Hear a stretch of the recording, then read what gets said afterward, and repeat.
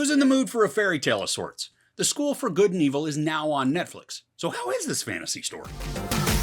Best friends Sophie and Agatha find themselves on opposing sides of a modern fairy tale when they're swept away into an enchanted school where young heroes and villains are trained to protect the balance of good and evil. This is based on a book series by Munchies, and I've not read it, so I don't know how this has been changed for the adaptation, if at all. But since I'm reviewing the movie and not the books, I think it's going to be okay. This stars Sophia Anne Caruso as Sophie and Sofia Wylie as Agatha, but this also features Kerry Washington, Charlize Theron, Laurence Fishburne, Michelle Yeoh, and the voice of Cate Blanchett, which at times was making me think I was watching The Lord of the Rings just because of her unmistakable voice and cadence while she's narrating. We follow Sophie and Agatha as they get taken to the magical school for good and evil. Now, Sophie wants to be there. Agatha, she doesn't.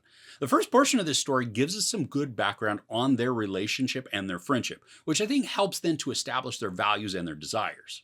This took quite a while for the movie to click with me. I mean, at about 30 minutes in, I still wasn't fully sold on what I was watching.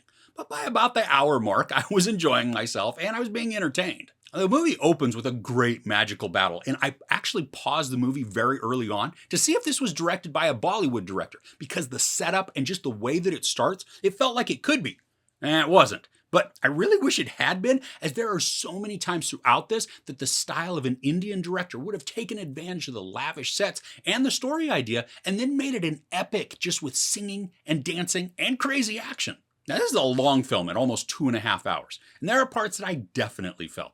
I mean, I think a lot of that is due just to the thinness of the plot and even a lot of the characters.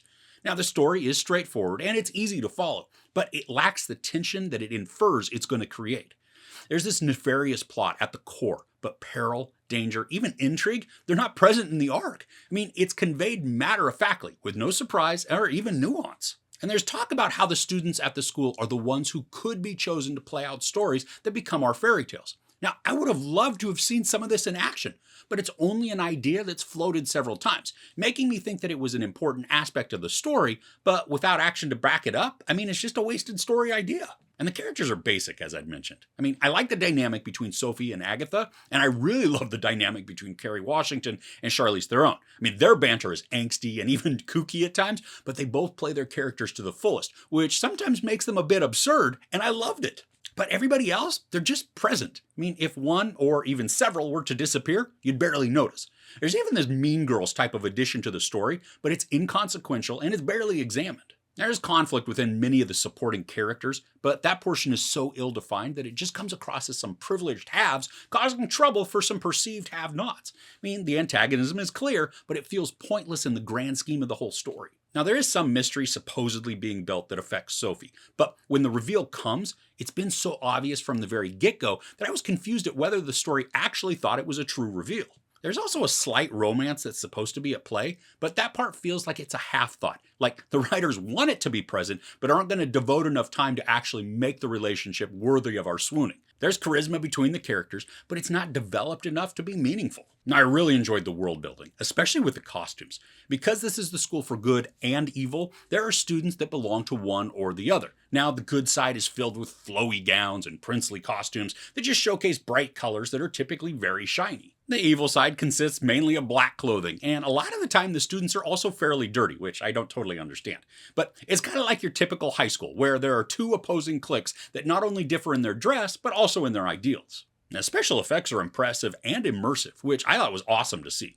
There are creatures, little bits of magic, and then these spectral images that help to just create the fantastical world. Now, I don't think this is a bad movie, but it's a bit lackluster. And when it takes almost half the runtime for me to get invested, I think that's asking a bit much of the audience. Now, I did enjoy the movie once I was clicking with it, but it's not anything that turned out to be memorable or special. There are a handful of characters that are enjoyable, and they have good dynamics with each other, but the story is still very basic with a lot of missed opportunities to create a captivating presentation. So overall, The School for Good and Evil introduces a world of magic and mystique, but fails to deliver on all its promises.